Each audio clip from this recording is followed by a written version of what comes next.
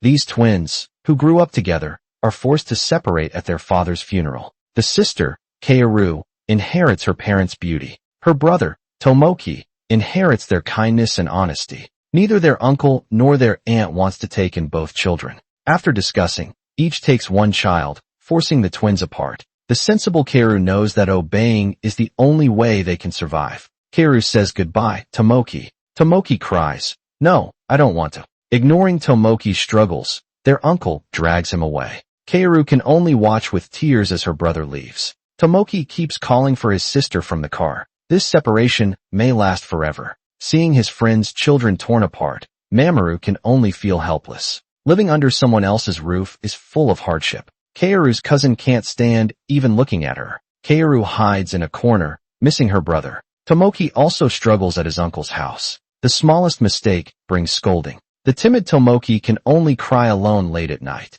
Today his aunt makes Tomoki fried rice for the day. She tells him to eat it all, but little. Tomoki accidentally knocks over his bowl. Afraid of being scolded, he quickly runs outside with nowhere to go. Tomoki sits by the river, missing his sister. Just then a dog comes to comfort him. The dog says, "Don't cry." Tomoki may be naive, but he knows dogs can't talk. The boy and the dog sit in silence. Meanwhile, Mamaru hears that Tomoki is missing. He and his best friend Jack have been close for over 20 years. Just a week ago, at a gathering, they bragged about their past glories. Jack's favorite thing to show off was his twins, who look nothing alike. Raising them alone is hard, but seeing their smiles makes it all worth it. But when Mamaru sees Jack again, it's at Jack's funeral. The two children are only 6 years old now. They have no one to take care of them. Since his best friend's kids are in trouble, Mamaru can't just ignore them. He quickly finds Kaoru. He hopes she knows where Tomoki likes to go. But Kaoru is worried about her brother. She insists on going with Mamaru to look for him.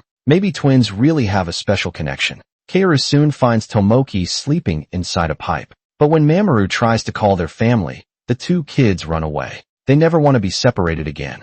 Mamaru runs after them. He catches Kaoru. Kaoru says, "We made a promise to Dad. Dad said we must never be apart." The way Kaoru speaks reminds Mamaru of his good friend Jack. Jack once said his two kids have been together since birth and never separated. While Mamaru is lost in thought, Tomoki suddenly runs over and bites Mamaru's arm. Even when Mamaru pushes him away, Tomoki gets up and holds on tight. Mamaru knows Tomoki must be hurt. Mamaru knows Tomoki must be hurting from that fall. But he never expected shy little Tomoki would fight so hard to protect his sister. Seeing these siblings who only have each other but refuse to be separated, Mamaru's heart softens. He suggests the two kids come live with him, hearing they can stay together forever. The kids' faces light up with joy, and so begins the story of a single older man and two kids. Oh, and a talking dog too.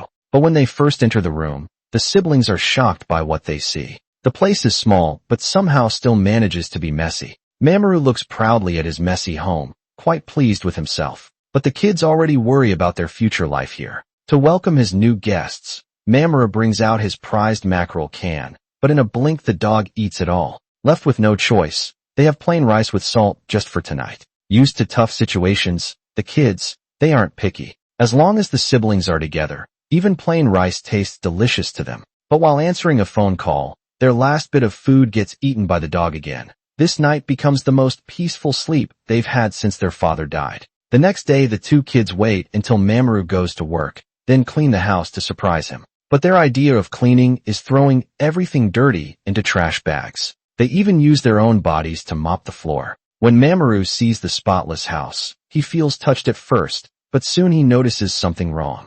Mamaru realizes many things are missing. When he finally understands, he rushes to check the trash. What the kids thought was useless were actually Mamaru's treasures. There's an unfinished Lego set, rare out-of-print magazines, and, most importantly, a baseball that the kid's father left for Mamaru as a keepsake. Tomoki says, "I'm sorry." Mamaru says, "Your dad is gone." Kaoru replies, "We know that already. We know better than you." The two kids run away without looking back. Mamaru realizes he shouldn't have lost his temper. Losing their real father has left the kids hiding their pain inside. Mamaru looks at the baseball his friend left behind, but he doesn't know what to do. Mamaru says, "What should I do? I said terrible things to your kids." A voice says, "You're the worst." Mamaru suddenly hears a voice scolding him, but the room is empty except for himself. It can't be the dog talking, right? Mamaru doesn't think much of it. He thinks it's just his own conscience. So Mamaru quickly runs after them to stay together forever. The siblings decide to run away, but after just 100 meters Tomoki says, "Sis, I'm tired." As the older sister. By 5 minutes Kaoru feels like a mother to her brother. Now Kaoru says, "Come on, I'll carry you." Kaoru tries to straighten her back. She wants to carry her brother, who's already half a head taller, but she ends up falling under his weight. Just then Mamaru runs over. He keeps saying sorry. Mamaru cries while talking about his friendship with the kid's father, but he never expected the two children would end up comforting him. The three of them cry and laugh together. They wipe their tears and head back home. Life must go on. They'll keep their loved ones safe in their hearts. Mamaru says, "Since we cried today, we should eat something nice." But just then a voice speaks again. Dog says, "I want mackerel cans." Kaoru wakes up and is shocked to find her dog can talk. Dog says, "Can't sleep." Kaoru says, "You can talk. That's amazing." Dog says, "Of course I can. Let's play together tomorrow." Kaoru says, "Sweet dreams." Kaoru always believes in fairy tales, so she isn't scared. But Mamaru in the same room thinks this dog is trouble. Dog says time to eat. Mamaru says you talked again. Mamaru tells the doctor in a tired voice. He says a dog is following him, and that dog only wants to eat mackerel canned food. The doctor stays silent for a long time, then tells Mamaru to eat well and get some rest. Mamaru thinks he has a serious illness, but the doctor says it's just stress, and he's hearing things. Mamaru realizes his friend's death might have affected him deeply. To relax, he decides to teach two kids baseball. When Tomoki throws the ball at him, Mamaru sees Tomoki's father, his best friend Jack. He still misses Jack, the friend who would always come, no matter what, with just one call. But now everything has changed. Only memories remain. Some things in life make no sense, but you can't let them go, like hopes, like memories. Mamaru teaches the kids carefully, just like Jack taught him years ago. The sunset lights up this warm scene. The dog watches like an angel. When they go home at night, Mamaru tells them to be quiet. Mamaru reminds them to be quiet. Kids and pets are the landlord's worst enemies. But the landlord's daughter, Aya, catches them red-handed. Aya quickly comes in to check. To everyone's surprise, the dog freezes like a stuffed toy. It even moves forward, like in the game, red light, green light. Then it completely disappears. Aya ignores Mamaru's protests and barges in. The room is full of little girls' clothes, making her question this single man's character. Aya says, "Mr. Mamaru, what are you doing?" Mamaru says, No, it's not what you think." Then they hear noise behind the curtain. Aya didn't expect to find three little surprises at once. Surprisingly,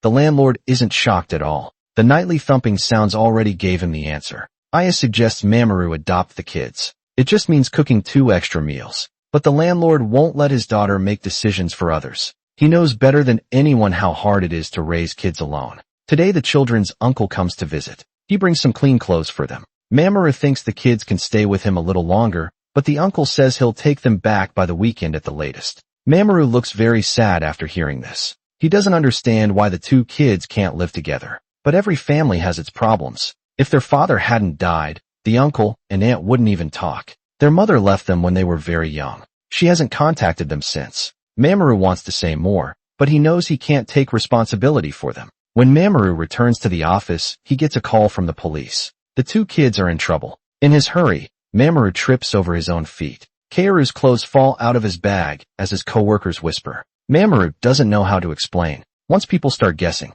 no explanation sounds believable. A coworker says, "Don't get any ideas about me. That's disgusting. No wonder you're still single." Mamaru just reaches the elevator when he meets the woman he secretly likes. But as soon as he steps in, she reaches into his suit jacket. Just as Mamaru is about to yell, "What are you doing?" the woman places a sticker in his palm. She says, "It's stuck to your jacket." Mamaru says, "Thanks." The woman says, "So Mamaru likes cute things." Mamaru realizes he's completely lost his dating chances at work, and it's all because of these two kids. At the police station earlier that day, the siblings ate all of Mamaru's ice cream. Then they went to buy another box. But the kids got lost and had to ask the police for help. Mamaru struggles hard to explain his connection to the kids. Then he notices the melted ice cream in their hands. He asks where they got the money. Their late father had made each child a Lucky Charm pouch. Each contained 100 yuan emergency money for tough times. But even with both amounts combined,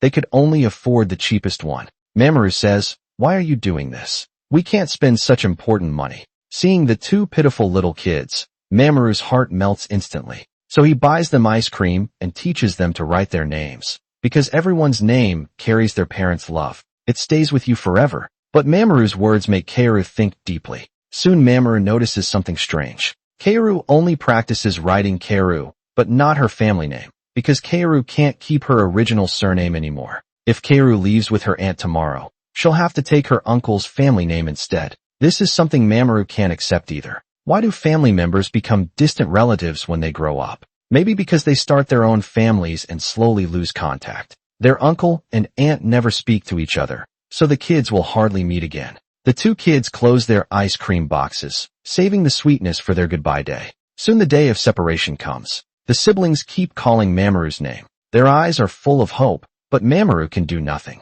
He just watches the car drive away. The house that was always full of laughter now feels very quiet. Mamaru looks through the kids' notes. Memories of their time together flash before his eyes. The last line says, "Thank you for being with us." Mamaru can't hold back anymore. He runs after them as fast as he can. This nearly 40-year-old man suddenly finds unbelievable strength. The kids look out the car window. Finally, smiles return to their faces. Their uncle scolds Mamaru for being reckless. This isn't a game. It's not something to take lightly. Raising a child means providing food, clothes, shelter, schooling, even weddings. It's a heavy responsibility. Even family members find it hard, let alone an outsider. But Mamaru won't let his best friend's children be separated. He won't let the siblings become just distant relatives. If Jack was Mamaru's reason to fight against the world, from now on these two kids will be his reason too. The three of them return to their familiar room. The children can now keep their father's last name. At this moment,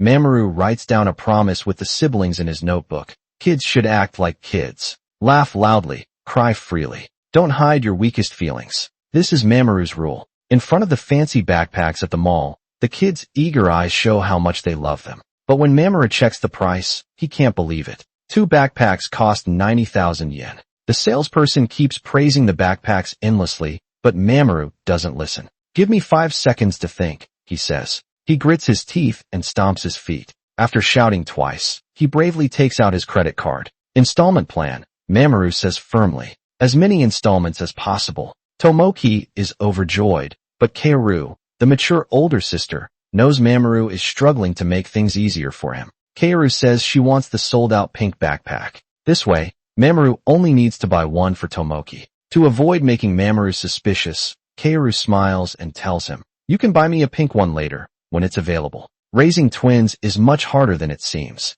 Just preparing for school gives Mamaru a headache, even though it's free education. Meals cost over 60,000 yen a year. 2 kids mean double the expenses. For an office worker, this is a huge amount. The school requires parents to make supplies by hand. As the only woman in the building, Aya takes responsibility for teaching Mamaru crafts. That day, Kaoru goes to the storage room. She sees a dusty desk, but still likes it. She really wants it. When Aya enters, Kaoru pretends nothing happened and runs away. After work that evening, Mamaru says he found a pink backpack. Kaoru acts happy, but Aya notices she is pretending to be happy because this is clearly a red backpack, and it doesn't have Kaoru's favorite heart pattern on it. Soon it's time for the 2 kids' school opening ceremony. Mamaru stays up many nights to finish all the handmade supplies they need for school. But Mamaru has to leave for work, so he can't attend the ceremony. Soon after he leaves, he gets a call from Aya. She scolds him angrily, asking why he missed such an important event. Not only does the backpack lack a heart pattern, but he even got the color wrong. It's not pink. Kaoru always hides her sadness and likes deep inside her heart. She knows life is hard now, and she doesn't want to be separated from Tomoki. Aya's words make Mamaru realize how irresponsible he is as a new father. But just then his co-worker's voice suddenly says, "It's not too late to fix things." Mamaru runs desperately to the ceremony. He just wants to make the kids happy. They glance back without realizing. The kids learn that Mamaru is nearby. They feel very happy. During this cherry blossom season, everyone feels hopeful about life. As the camera clicks, the 3 kids and the dog all smile happily. When they return home, they see Aya has turned the storage room into a study. Now the kids have a place to study. The kind landlord makes different meals for the kids every single day. Mamaru writes a second house rule in his notebook. Family members shouldn't be too polite. Just be your true selves. That night, Mamaru stays up late. He sews a heart shape for Kaoru. He makes a rice ball for Tomoki. Tomoki says, This looks old-fashioned. The dog says, "What? I think it's cute." Mamaru suddenly realizes the dog's voice isn't his imagination. The twins water the plants after school. Before leaving, they even sing a magic song to the flowers. Tomoki asks, "Did they sprout yet?" Kaoru answers, "Not so fast." Just recently, Tomoki becomes the class flower caretaker. From the lack of interest in the role, it's clear no one wants this job. It's an unimportant position. Mamaru tells Tomoki, "Flower caretaking just means watering plants. Use the right amount of water or they won't grow. Well, if you use magic, they'll sprout roots and grow." Tomoki thinks Mamaru sounds silly, but he still believes him. Tomoki's strange behavior makes his classmates laugh at him. Some even mock him for having no parents, saying he can't even draw a family photo. The teacher steps in to defend them, but the teasing makes Tomoki and his sister look down sadly, though Kaoru is also upset. She tries to cheer up her brother. Kaoru says, "There was a girl named Cinderella, even without a mom. She turned her hard life into a fairy tale." Her optimism lifts Tomoki's spirits. No matter how tough life gets, they'll face it together. But on their way home, they meet the class bully again. The bully says, "No, parents, how sad." Kaoru replies, "We're not sad at all." Kaoru stands up for her brother. She pushes the bully away, but she uses too much force. The boy gets hurt. Luckily, Aya steps in just in time. She stops things from getting worse. But what the kids say next almost makes Kaoru burst into tears. Tomoki says, "Everyone says we're weird." Kaoru adds, "Our parents are gone. Is Mamaru still family?" Aya replies, "Of course. People who live together are family." But no matter what Aya says, the kids already see this place as home. Soon their teacher visits the house. He talks about what happened at school. He promises to protect the kids. Mamaru isn't their parent, but he shares his thoughts. Feeling sorry for them is wrong, teacher, huh? Tomoki and Kaoru have their own lives. Don't pity them. Just treat them like normal kids. Too much protection backfires. Now the teacher understands why the siblings stay so positive. Even without parents, they're surrounded by love. The people around them still give them warmth. Today Mamaru gets a task to go on a business trip, but thinking about the two kids at home, he refuses right away. Then he hears that Kana, the girl he likes, is also going. His attitude changes completely. Mamaru asks, "Huh, Kana is going too." His co-worker says, "Can you go?" Mamaru says, "No problem, I'd love to." When Mamaru finds out he'll be on a trip with Kana, the girl he's liked for so long, he immediately looks up the most romantic restaurant. Just as this lonely guy gets lost in his daydreams, the kids ask him to fix the toilet and walk the dog. It ruins his perfect moment. Surprisingly, Kana also has a good impression of Mamaru. A man who works hard is always attractive, whether it's luck or not. A sudden heavy rain ruins their other work plans with free time. Now Kana suggests they have dinner together. At this time Tomoki sees that it's raining heavily outside. He waits until his sister falls asleep. Then he quietly walks outside alone. The dog asks, "Where are you going?" Tomoki says, "I'll be right back." The dog realizes Tomoki might be in danger. He quickly wakes up. Kaoru. Kaoru asks, "Huh, where's Tomoki?" The dog says, "He might be going to school." Kaoru rushes out into the storm to find her brother. It turns out Tomoki is worried about his little flower. He doesn't want it to get ruined by the heavy rain. He runs all the way there just to give it an umbrella. He even sings a song to protect the flower. Kaoru finally finds him. The two head home together. But after being out in the rain, Tomoki feels weak. Kaoru helps him into bed. She touches his forehead and realizes he has a fever. She tries to call Mamaru for help, but she remembers he said earlier, "I have important work tomorrow. I might come home very late. Be good, you two." Tomoki's mind starts to fade. He looks more and more unwell. Even with a cold towel on his forehead, he doesn't get better. Kaoru doesn't know what to do. Tomoki's condition keeps getting worse. Tomoki looks more and more in pain. Even with a wet towel wiping his forehead again and again, his condition doesn't get better. With no other choice, Kaoru makes a phone call. Right now Mamaru is having dinner with his crush. The romantic mood is getting stronger. But when he hears Tomoki is sick, Mamaru doesn't hesitate to choose his non-blood related family. Mamaru could have asked the landlord to watch the kids and stayed on his date. But between love and family, the kids are his clear choice. When Aya hears they're going to the hospital, she quickly joins them. Mamaru, who's doing his best for his family, seems to shine right now. After all the trouble, Tomoki finally starts feeling better. But Mamaru blames himself deeply. He didn't expect Tomoki to run out in the rain to cast a spell on the flower because of his joke. He also shouldn't have left the kids alone. But Kaoru says, even when unconscious, Tomoki kept calling Mamoru's name.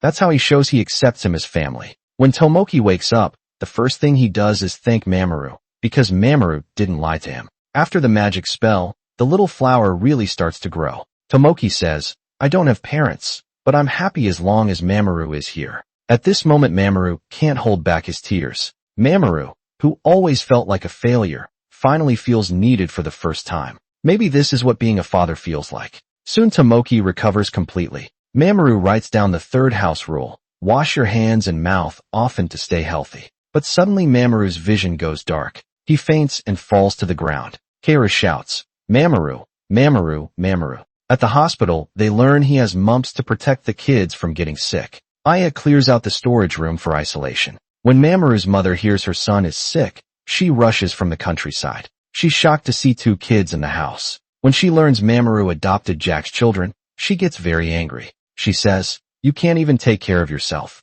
How can you raise 2 young kids?" Though she threatens to send the kids away, she immediately starts cooking delicious food for them. She makes lots of tasty food for them. When she learns that Mamaru often feeds the kids just plain rice with sesame salt, Mamaru's mom scolds him for being irresponsible. Just then Mamaru's mom notices Tomoki refuses to eat carrots. His school teacher often scolds him too. It turns out Tomoki gets in trouble at school for being a picky eater. Kaoru doesn't want her brother to feel bad, so she secretly eats his vegetables for him. As she spends more time with the kids, Mamaru's mom grows fonder of them. She not only cooks delicious meals every day, but also tells them stories about Mamaru and Jack as children. Back then Jack loved eating Mamaru's mom's home-cooked meals, but no one expected that years later everything would change. Tomoki promises to finish all his food and stop being picky. Seeing how well-behaved the kids are, Mamaru's mom feels a little sad. She talks to Mamaru again, knowing he can't give the twins enough care.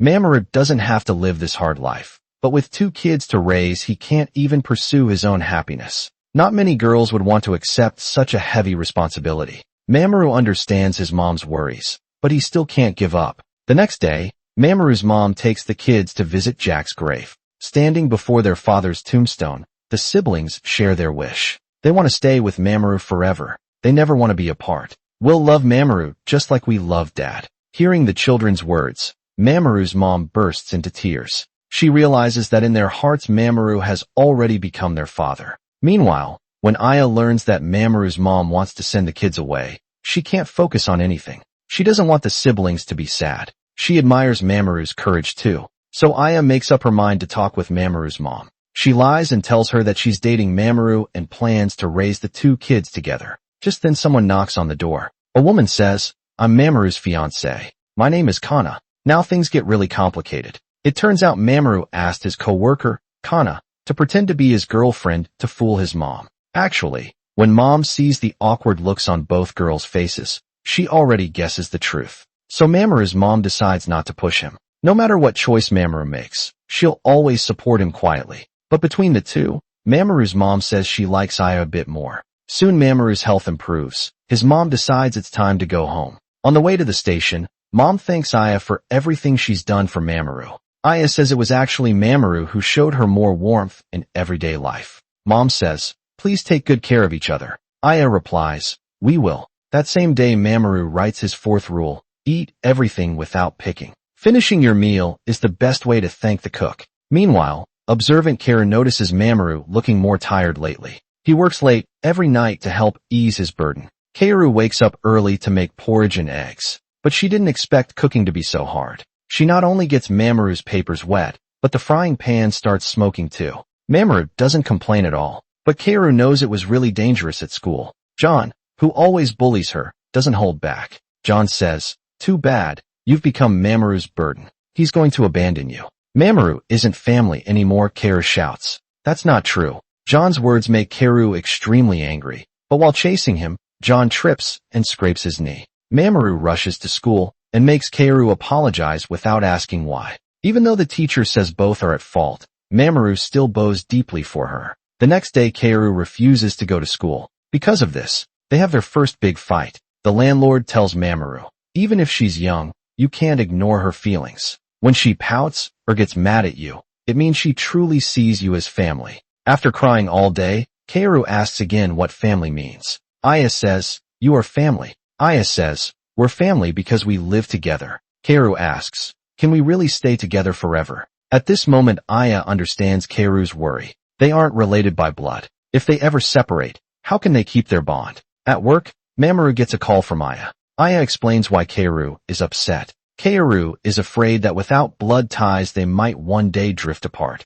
Mamaru realizes he's been avoiding the real issue and hasn't understood how the kids truly feel at home. Kaoru waits. When Mamaru doesn't return late at night, Kaoru thinks it's because of her tantrum. She fears she's hurt Mamaru deeply. So the siblings decide to go apologize to Mamaru, but the confusing station names leave them lost. Luckily, Mamaru spots them after work. He sees Kaoru practicing her bow. Tears fill Mamaru's eyes. Mamaru asks, why are you here? Kaoru says, Mamaru, I'm sorry. Mamaru tells the siblings, don't worry about anything. We'll always be together. Even if I get really angry, I'll never leave you. Mamaru takes out a stamp. It has a picture of the three of them and their dog. Mamaru immediately makes the fifth rule. No matter if we're annoyed or happy, our family will always stick together. Mamaru lies on a park bench in the sun, but suddenly police officers rush toward him. They show a wanted poster. Even the kids who live with him think it looks just like him. After the misunderstanding, Mamaru learns that the kid's birthday is this week. As their guardian, he hasn't prepared anything, so he decides to grant them a wish, no matter how much it costs. But the siblings say they already wrote letters to Santa. Wishes won't come true if you say them. So Mamaru sends the dog as a spy to find out their wishes. To make the kids share their secret, he and the dog play a game of rock, paper, scissors. That day the kids come home from school. The children don't know it, but a mysterious woman is watching their every move. Suddenly, a bicycle fails to stop in time. Tomoki falls to the ground. The mysterious woman rushes over. She looks even more worried than Aya. She carefully bandages Tomoki's wound. She gently touches the children's faces with love. Without realizing it, tears fill her eyes. Aya calls them to come home, but after a few steps Kaoru suddenly turns her head. This mysterious woman looks so familiar, like looking in a mirror. Mamaru learns the children have been playing with a strange woman. They even forget to come home. Mamaru thinks she must be the twins' mother. Tomoki's uncle once said their mom left when they were 3 years old. Before Jack died, he's still worried about his wife. Mamaru gently asks the children about their mother. After all these years, they've already forgotten what she looks like. That day, Mamaru receives a call. Mamaru gets a call from the kid's mother. Mamaru has many questions to ask her. The mother says she had postpartum depression back then. She was afraid she might lose control one day after leaving home. Through countless seasons, the kids remained her only concern. The mother asks, if I don't tell them I'm their mom, can I still visit them often? Mamaru says, why come back after leaving? Mamaru wants the mother to stay out of the kids' lives. Don't make them sad again. Mamaru accidentally finds the kids' photo album and Jack's diary. Jack's writing shows daily life and his love for his wife and kids. It clearly records the kids' little moments and the toys they wanted most that night. Mamaru drinks a lot, but can't shake his sadness. He fears, no matter how hard he tries, he can't compete with blood ties. The landlord says, don't underestimate yourself. Being there for the kids matters more than blood relations. Soon the kids' 7th birthday arrives. But when Mamaru hears what gifts they want, Mamaru feels stuck. He doesn't understand what the kids want. Mamaru thinks, what is this? What does this even mean? To find the answer, Mamaru asks grown-up Detective Conan for help. But Conan says unless someone dies, it's hard for him to solve the case. Mamaru searches the whole library. He visits every toy store. Even other kids their age find it too difficult. Then Mamaru reads his late friend's diary. He realizes it's their family's secret code. Soon the birthday arrives. The siblings see Mamaru's gift. Their faces light up with pure happiness. The kids' wishes are simple. The sister just wants wrapping paper to play pretend as a shopkeeper. The brother wants plastic bubble wrap to relieve stress. But then Aya tells Mamaru the kid's mom is here. The mom knows she can't be forgiven, so she decides to leave quietly as if she was never here. She makes the twins' favorite cake, their favorite cake from before. She hopes the children will always keep smiling. She wants to buy them gifts, but doesn't know what they like anymore. After all, for years have passed. Many things have changed. Please take good care of the kids. Mamaru brings the cake to them, but they say, it tastes just like before. The siblings sing their childhood song. Mamaru thinks deeply. They never forgot their mother's taste. It's still in their hearts. Mamaru runs out without hesitation. No one can replace real parents. He tells their mom, nothing has changed. Even after all these years, they still love your cake. Please go see them. The mother doesn't reveal herself. She acts like a stranger. The kids love her cake. It tastes like Mom's. She tells them to always smile and make Mamaru proud. They ask, will we see you again? She says, I'm going to a faraway place. We probably won't meet again. Maybe years later the kids will still remember this aunt because of the way she looked at them with so much love in her eyes. Everyone chooses to hide the truth. They tell the siblings that their mother has gone to heaven. The kids never find out that their real mother abandoned them. They think meeting this woman was just an ordinary, unexpected moment in life. Mamaru writes the sixth rule. On birthdays the family must stay together. Mamaru wants to see the kids grow up year by year and watch these two flowers of hope bloom fully. Mamaru gathers courage to confess to Kana, whom he has liked for a long time. Maybe because he's nervous his words don't come out right. Kana just gently touches her hair and stays silent. Mamaru says, it's okay, don't worry about it. This is just my one-sided feeling. Kana says, please take care of me from now on. Mamaru says, really, that's great. Mamaru thought he would be rejected harshly, but happiness comes so suddenly. But Mamaru hesitates for a long time. Mamaru still doesn't mention that he has kids. He's afraid this hard-won happiness might disappear in an instant. But sometimes the thing you fear most happens. The next day the two kids sneak into the office and bump right into Kana. Kana asks, whose children are you? The startled kids immediately run to Mamaru under everyone's surprised gaze. Mamaru knows hiding won't work. He tries to explain, but everyone's already focused on the kids. Kaoru says, we came to research work. Their teacher gave them a homework assignment to write about their parents' hard work, so the kids secretly came to the office. When Kana learns the truth, she doesn't break up with him. It's Mamaru's responsibility and kindness that make him shine soon. Kana invites Mamaru on a date for dinner and a movie. Kana says, since we're going, why don't we take the kids with us? Mamaru says no need. Kana says it's okay. More people means more fun. Mamaru didn't expect Kana to be so kind and caring. He feels like he's in heaven. Having a girlfriend really changes things. When they go out she prepares all kinds of lunch boxes. The kids shout, Mamaru, come play baseball with us. But Kana notices Mamaru often plays with the kids and ignores her. Watching them jump around singing songs, Kana gives a bitter smile. After being left out all day, Kana decides to break up. She can't stand feeling left out. Kana can see Mamaru only has eyes for the kids, but she can never become a mother figure. She says I even think life would be better without these two kids. I really hate myself for feeling this way. Mamaru says we could return the kids to their relatives. Mamaru suddenly stops talking. He realizes how terrible he's being. He can't believe he thought about sending the kids away. At this moment Mamaru understands if he wants to take care of the kids, he might not have enough love left for his girlfriend. This relationship can only end. Sadly, the kids notice Mamaru looks tired, but to the siblings Mamaru is like a superhero. He can do magic tricks and earn money for the family. Kaoru shows her school diary, where she wrote about Mamaru. At work Mamaru acts like a dad. At home he acts like a mom. He does both parents' jobs. Mamaru works very hard. I really want to thank him. Mamaru knows his efforts are worth it. After going through all life's twists, a smooth road must lie ahead. Today, Kaoru happily steps in puddles, but suddenly a car speeds by. Water splashes all over Kaoru. Soon Mamaru finds Kaoru's dropped umbrella. He quickly goes to find grown-up Detective Conan. After hearing Mamaru's description, Conan says he thinks he saw a girl going to the park. They search all the way to the riverbank, but they find a handkerchief in the river. Mamaru rushes in without thinking, but he stops just before reaching it. Mamaru has a bad feeling. He suddenly loses control. Mamaru shouts, Kaoru. But just then Mamaru gets a call from the landlord. The landlord says, Kaoru is back. Mamaru runs home like crazy, but he sees the kid's mom. Mamaru says, why are you here? Turns out the mother never left. She was always with the kids. Seeing Kaoru covered in dirty water, the mother rushes to her, asking if she's hurt. In this aunt's arms, all worries seem to disappear. Mother and daughter go shopping, buying lots of pretty clothes. The mother carefully asks her daughter about her memories of mom. Kaoru says, Mom must be very beautiful. That's what Dad said. Very kind and very beautiful. She also loves Kaoru and Tomoki very much. The adults create a perfect mother life for the kids. They just want them to move forward with everyone's love.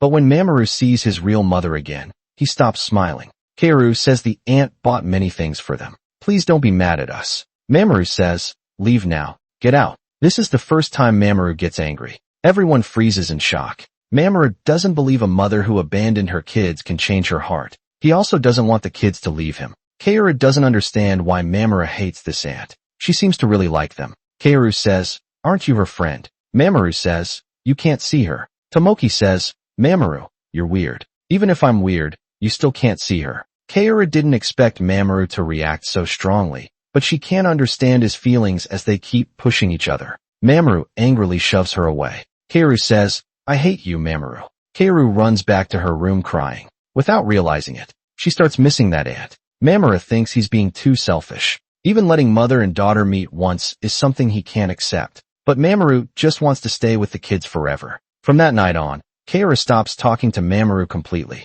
Even when Mamaru tries to be nice, Kaoru ignores him. Mamaru feels heartbroken and helpless. The only thing he can do is cry secretly at his friend's grave. Mamaru says, "Is it too selfish not to let them meet? I'm really afraid the kids will be taken away from me. I love them so much. Jack, what should I do? Please tell me." At home, the siblings play alone and start whispering to each other. Tomoki tells his sister that when he thought she fell in the river, Mamaru rushed in without thinking. The river water was freezing after the rain, but to find Kaoru, Mamaru didn't care about any difficulty. Tomoki says, "He was really worried about you. He kept calling Kaoru Kaoru." Kaoru opens Mamaru's rule book. Every page contains lessons Mamaru taught them. The lessons Mamaru taught them. They include small things from daily life and are full of deep love. When Kaoru turns to one page, it says whether happy or sad, family should always stay together. Kaoru understands why she and Tomoki can laugh without worries because they're always surrounded by Mamaru's love.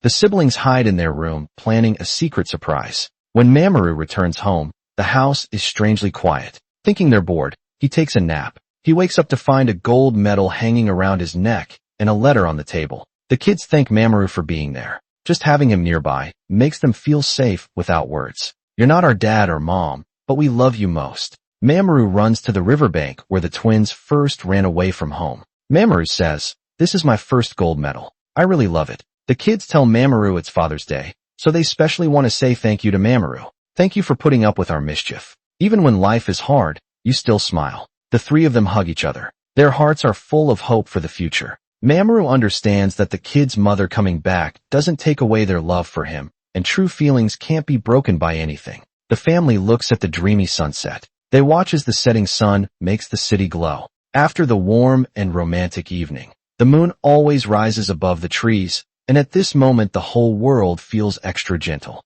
That night Mamaru sorts through the photo album alone. Every picture has a special meaning. Mamaru says it's hard to believe that one day I could talk to a dog like a friend. The dog says, "Because we've always been friends." Mamaru says, "Huh, were we friends before?" That day, Kaoru accidentally finds a package. Inside is a yellowed photo album. What surprises her is the woman she met by chance is holding her as a baby. The family looks so happy. Kaoru realizes this must be her mother, the woman who keeps appearing around them. Could she be her? Mamaru wakes up from sleep when the dog barks. He sees the photo in Kaoru's hand. He suddenly feels something hard to describe. Kaoru asks, "Mamaru, is that lady our mom? Is mom still alive?" Mamaru instinctively decides to lie. He says, "This lady just looks like mom, but her style and hair are different. Mom was much younger and prettier." His explanation has many holes, but Kaoru still trusts Mamaru completely. She thinks this photo is special. It must mean something. Kaoru asks, "Can I keep this photo?" Mamaru has no reason to say no. After finally getting the kids to sleep, Mamaru gets a call from their mom. She seems hesitant to speak. Mamaru feels something bad is coming. She keeps asking him questions. Does raising kids alone affect your work? Does it stop you from marrying? Mamaru understands she wants to take the kids back, but Mamaru knows how empty he'll feel without these two children. Mamaru says, "Don't worry about the kids. I'll take good care of them." But sometimes one problem follows another. As soon as Mamaru returns, he gets a message from the landlord. An elderly couple came to their house in the afternoon. They say they lost a gray Yorkshire Terrier. Maybe the dog's real owners have come looking. The children cry when they hear this. They don't want to say goodbye to the dog. But Mamaru believes, no matter what, the dog should return to its owners. Even though it's sad, they must part ways. Mamaru tells the landlord he's stuck in a difficult situation. His words seem to describe his own feelings too. Both the children and the dog have their own families. Even if Mamaru tries to stop it, they'll reunite someday. Mamaru says, "I really wish we could stay together forever." The next day Mamaru returns the dog to the elderly couple. But surprisingly, they say this isn't their Yorkshire Terrier. The old man says, "This isn't our dog. It just looks similar." When Mamaru learns they won't be separated, he finally breathes a sigh of relief. But he still sincerely wishes the couple can find their dog soon. But remembering the sad look on the couple's faces as they left, Mamaru feels sad too. Maybe the kid's mom is also going through the same pain. When the kids see the dog return, they finally smile happily. Since they promised to be a family, no one can be left out soon. The kids' sports day arrives. The landlord and Aya cheer for the siblings.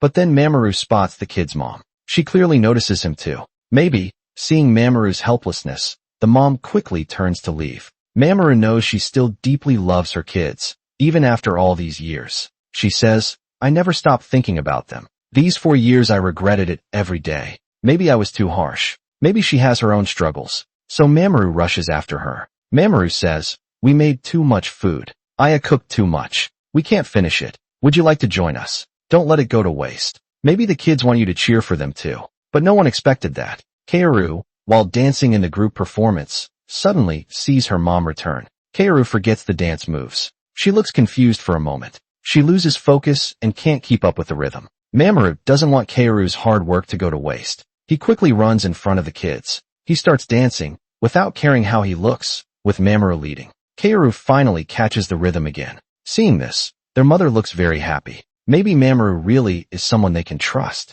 The kids will probably be happy with him. She missed watching her kids grow up. She lost those precious moments. How can she face them now and try to take them back? Mamaru notices the mother with tears in her eyes. As an outsider, he has no right to stop her on the way back. The kids fall asleep on their backs. The adults carrying them must think about their future. The mother says, "Mamaru, please take care of my kids." Mamaru says, "Okay, I understand." The road ahead may still be long, but nothing can stop them from moving toward happiness. Before leaving, Kaoru finally asks the question she's been holding back. Kaoru says, "Auntie, are you my mom?" The mother says no. In the end, she doesn't admit it. She abandoned them years ago. How can she deserve to hear them call her mom now? Since she's leaving them with Mamaru, she won't trouble them anymore. She just hopes the kids will be good and grow up fast. That night, Mamaru finds Jack's diary. There's an unsent letter inside. He never mailed it. It's written to his wife. Turns out Jack forgave the kid's mom long ago. He even hoped after his death she'd return to give them a home.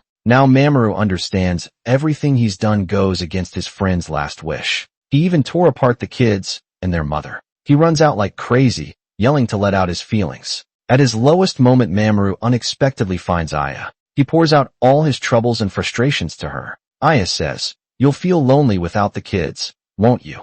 Mamaru replies, "Yes, I definitely will. They're like family to me." But no matter what, Mamaru decides to send the kids back. He doesn't want his selfishness to leave them without a mother. Seeing this nearly 40-year-old man cry his heart out, Aya understands how helpless Mamaru feels right now. Tomoki says, "Do you know how much I get made fun of? Why didn't you come back to see us? Why didn't you come back when Dad died?" The kids' sharp questions leave their mother speechless. She truly feels like a failure as a mom, overwhelmed. The siblings run out angrily. The mother knows they can't accept the truth, and a mother like her doesn't deserve forgiveness. Aya finds the siblings by the river and gently talks to them from the heart. There isn't a mother in this world who doesn't love her child. No mother would ever leave home without a good reason. So everyone made up a kind lie. But we hope you can meet her soon. The children have imagined many times what their mother looks like, but in their hearts a mother should be as kind and gentle as Aya. After thinking for a long time, Mamaru decides to write one last rule for the children. Even if we're apart, we're still family. At this moment, the children realize they might be sent back to their mother. Mamaru says, "You will grow up someday, and this house won't even fit you all. Kaoru will become a mother one day, and Tomoki will have his own family. Letting you return to your mother was also Jack's last wish. Your mother didn't abandon you. She has depression and her heart is hurting every time we say goodbye. It's so we can meet again better." Tomoki says, "It's okay if we don't have a mother. I don't want to be separated from you because of Mom." Mamaru says, "Tomoki, never say you don't need a mother. Never say you don't need family." But the young child won't listen. He ignores these big words. He tears up that page of rules. Tomoki runs back inside crying. The family seems like it might fall apart any moment. Kaoru brings Tomoki Mamaru's rules. She tells him every rule is for their good, even if they're apart. Someday these lessons will help them forever. Try to make Mamaru proud. We should say goodbye to Mamaru cheerfully. Mamaru says, don't fear goodbyes.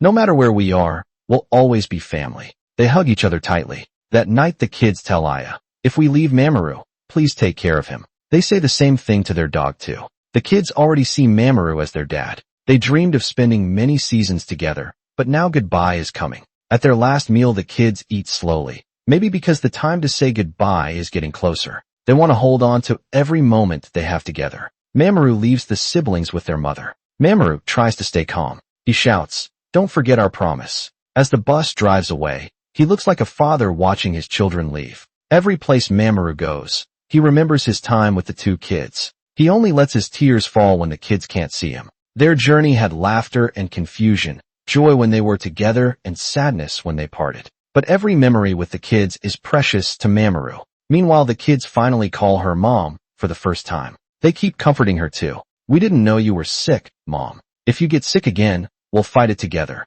Mom, family is more important than anything. That's what Mamaru taught us. Thank you for coming back to us, Mom. Their mother cries happy tears. Now the kids finally understand. Mom has had a hard time. All these years, the brother and sister follow Mamaru's rules. They repeat the lessons Mamaru taught them. They may not fully understand yet the deeper meaning, but they will keep it in their hearts. Mom looks at Mamaru's last rule. She starts to think deeply. Mamaru returns to his quiet room. The children's laughter is gone. They really left. The dog says, Momo, thank you. Mamaru suddenly realizes the dog just called him Momo. Only his late friend Jack used to call him that. Are you Jack? But at that moment golden light shines around his friend. Then it fades away. The dog looks normal again. His friend was always watching over them, staying by their side until the children found a home. Then he went to heaven. Now even his friend is gone. Mamaru feels completely alone. As Mamaru cries, Aya runs over. She brings him something, but Mamaru drops it. The things fall to the ground.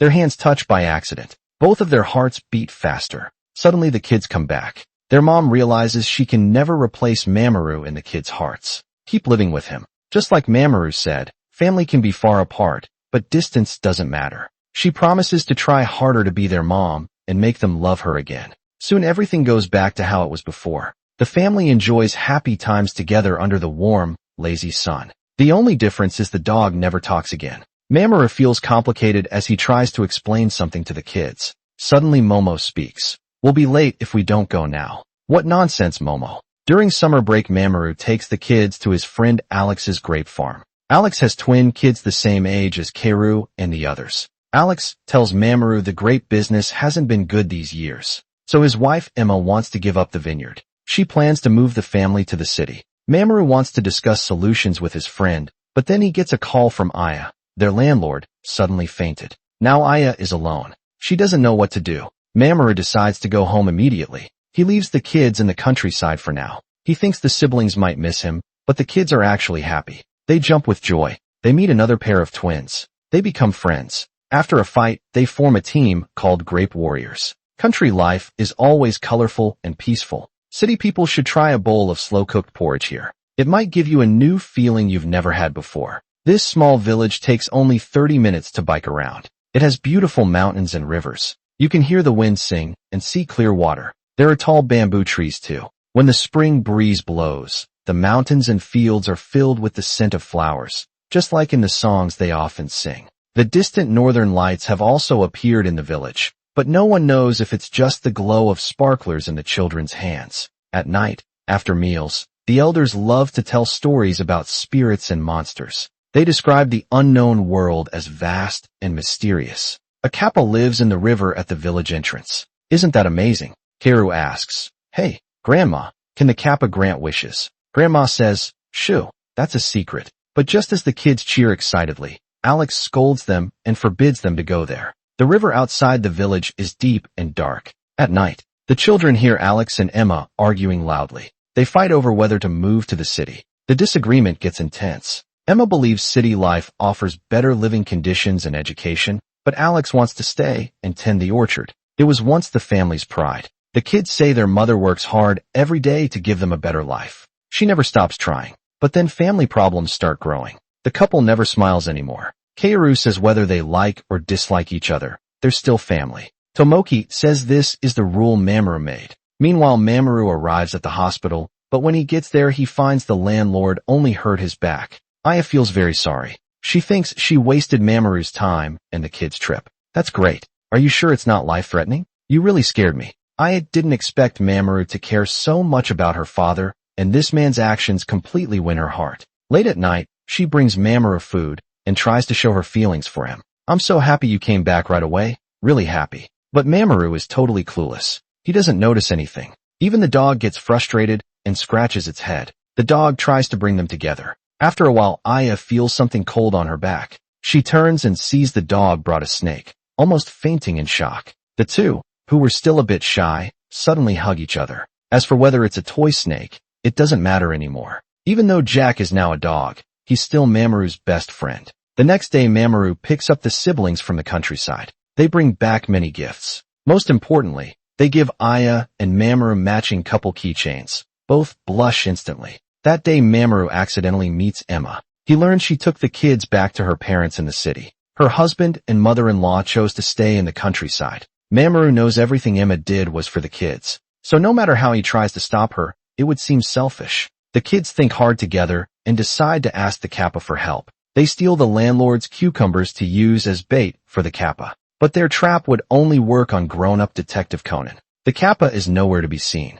Mamaru tells the kids, parents have their own reasons. What you're doing won't help at all. They ask how they can meet the Kappa. The Kappa can grant our wishes. Then Max's parents will make up. In the following days, Mamaru keeps thinking about the Kappa. When he remembers the kids' sad faces, his heart aches a little. His boss says, don't you look like a Kappa? Mamaru asks, wait, what do you mean? A coworker says, now that you mention it, you do. That night, Mamaru gives the kids a map. It shows where to find the Kappa, but he tells them not to get too close when making wishes. Just shout their wishes loudly. The next day, the kids excitedly go to the riverbank to find the legendary Kappa and make their wishes. Are you really the Kappa? The kids leave their most precious things by the river. To exchange for their wishes, Max puts down a family photo showing how much he misses them. He wishes his parents won't separate and the family can stay together forever. At this moment, Max's mom suddenly appears by the shore. Emma noticed early this morning that the kids were missing, but they left behind a map to find the Kappa. Emma understands the kids' sadness. They don't want to be separated from their parents. Please, Mr. Kappa, please, please. The children's wish is actually simple. It's just that adults make everything seem too complicated compared to comfortable city life. They'd rather see their families' smiling faces around the dinner table. Emma watches the two kids making wishes and finally sees how mature they are. Mamaru stays completely quiet, just clumsily making a heart shape with his hands. Seeing the Kappa's response, the kids get super excited. Then Kaoru makes her wish too. Kaoru says, Mamaru is a lonely crybaby, but he's really good to us. He works so hard for me and Tomoki. So I love Mamaru more than anyone in the world. Tomoki says, I love Mamaru most too. Mamaru suddenly hears their heartfelt words. Warm feelings fill his heart instantly. The kids don't want Mamaru to give up his happiness for them. They just want him to think about himself more. They don't want him to always sacrifice. Mamaru tries hard to wipe his tears. He gives the siblings a big heart sign. Seeing the Kappa's reply, the kids happily start their way home. But when Mamaru runs to the shore, he finds the gift the kids left is gone. Then he turns around and sees a real Kappa. But then he thinks if his best friend can turn into a dog, seeing a Kappa today isn't so hard to believe. Later, Mamaru talks with Emma. For a long time, they share their feelings about raising kids. Emma always thought the kids would be happy if they followed her path, but now she sees she was wrong. She almost took away their joy in life. Emma decides to listen to the kids' wishes. She wants things to go back to normal. Just like Mamaru says, even plain rice with sesame salt tastes extra sweet. Back home, the kids tell Aya they made a wish to the river spirit. The siblings also know. Mamaru's happiness is right in front of him because the couple's pendant from the kids Aya and Mamaru already wear at their waists. Kaoru asks, Aya, do you like Mamaru? Aya replies, yes, I do. 3 years pass in a blink. All the little moments with the kids feel like they happened yesterday. Watching his children shine on stage, the father's eyes fill with tears. When the performance ends, Mamaru is always first to clap. What his daughter looks forward to most is her father's proud gaze. Kaoru has grown into a lovely young girl. Everyone adores. Tomoki becomes a handsome boy as long as the kids. Mamaru just wants them to grow up happily. He doesn't ask for anything more. But then a talent scout stops them. They immediately notice Kaoru praising her natural talent endlessly, saying she could be a superstar with training. Mamaru only wanted singing and dancing to be their hobby. Now he's so worried he can't sleep. Turns out father and daughter have been. They often argue about this. Kaoru really wants to join a girl group. She asks Mamaru to sign her up for dance classes, but when Mamaru sees the high cost, he feels nervous about it. He says without a talent agency's support, it's just a dream. Kaoru says, "Fine, I'll ask mom for help." The next day their mom takes the kids away before leaving. Kaoru doesn't even say goodbye, seeing the happy family together. Mamaru regrets not supporting his child's dream. That night the kids ask to stay with their mom. Their mom thanks Mamaru for raising them these years. Mom says, "I still feel unsure sometimes I'm not really their mom." Yet Mamaru understands her meaning. As long as he stays in their lives, the kids can't fully return to their mom. This situation lasts for 3 years. Remembering their daily life together, everything reminds him of the kids. Now the siblings are growing up. Maybe they should return to their real home. But before they leave, Mamaru wants to fulfill all the children's wishes. After getting a Talent Scout's business card, he decides to take Kaoru for an audition. Kaoru says, "Really?" Mamaru says, "Yes, sleep well tonight." Kaoru says, "Thank you, Mamaru." To Mamaru's surprise, this talent agency is very big, but just one training session costs 28,000 yen. Seeing Kaoru's hopeful eyes, Mamaru still signs her up. A full year of training fees might bankrupt Mamaru, but he believes his daughter can succeed. Mamaru always remembers every dance Kaoru performs and her bright natural smile. Some people are just born for the stage. Right after making Kaoru happy, Mamaru learns Tomoki has a crush on a girl. Mamaru tells Tomoki these feelings are just a young boy's first love. Some things only make sense when you grow up. For now you can start as friends. A well-written letter can express your feelings perfectly. So this 40-year-old, still single Mamaru suddenly becomes a love advisor. He starts coaching Tomoki. When Tomoki gives the letter as a friendly gesture, the girl accepts it openly. She says, "A letter, thanks." But when she sees the insect balbon that Mamaru carefully made, she runs away in fear. Kaoru says, "Why didn't you ask me for advice? And you called it a secret." Tomoki says, "But Mamaru said girls like small animals. A butterfly balbon can last forever." When Aya and Kaoru first hear about giving a balbon as a gift, they are completely shocked. No wonder Mamaru is still single at 40. It makes sense now. Aya has been unhappy with Mamaru for a long time. His stubbornness and indecisiveness keep them breaking up and getting back together. They still haven't settled things. Their latest fight is about whether the crab fried rice has real crab or just imitation crab. Such a silly little thing. Meanwhile, Kaoru signs with an agency, but she's the youngest one there. If she wants to keep up with the others, she needs to work much harder. Kaoru wants to be a star so badly. She practices from morning till night. She even skips meals. Her manager says she improves fast. She's born to be in show business. Recently, a kids show on TV has chosen Kaoru as a finalist easily. If she practices crying scenes well, she'll surely get the lead role. At night, when kids fall asleep, Mamaru thinks about his own life. He takes out his work assignment. His boss wants to send him to open new markets in Malaysia. He'll be gone for 5 to 6 years. He won't see the kids again. Mamaru says, "It's okay, please take care." Mamaru decides to fulfill the kids' wishes, then return them to their mom. He starts thinking about his own future now that the kids are growing up. When goodbye day comes, maybe they won't blame him to practice crying scenes. Kaoru even tries acting with a dog. Mamaru tells Kaoru if she feels nervous. She's too nervous to cry. Mamaru tells her to imagine being separated from someone she loves or think about her late father. Soon the audition day arrives. Even with Mamaru cheering her on, Kaoru is still too nervous to breathe. But, as her agent says, Kaoru is born for this job. Her line delivery, her posture and movements. She meets all the director's expectations with perfect scores. But when the audition ends, Kaoru walks out looking defeated. Kaoru says, "I failed. My crying scene wasn't good enough." She failed at the last moment. Mamaru comforts her, "Don't give up on your dream." He says, "They didn't pick you because the director has no taste." But when Mamaru turns around, he sees Kaoru crying, just not during the audition. Kaoru says, "I tried so hard, but I still failed." At this moment Mamaru feels like a useless father. He can only watch his daughter cry without being able to help. That night Mamaru drinks heavily and shares his worries with a neighbor. The landlord tells Mamaru, family isn't there just for a child's success. It's actually because of their failures. The landlord says, "From now on it's your turn to step up. Kids must succeed on their own. They have to do it themselves. But when they fail, parents can help lift them back up." Mamaru shares his plan, returning the kids to their mom, and leaving to work abroad for 5 years. But the two kids are eavesdropping outside. Aya hears Mamaru is leaving and gets upset. Aya yells, "You don't understand anything. You don't know how it feels to be left behind, or to suddenly lose someone important. Not just Tomoki or Kaoru, but me too." The kids realize this might really be goodbye to Mamaru. Next day, Mamaru hears parents say the audition was rigged. Even if Kaoru scored perfectly,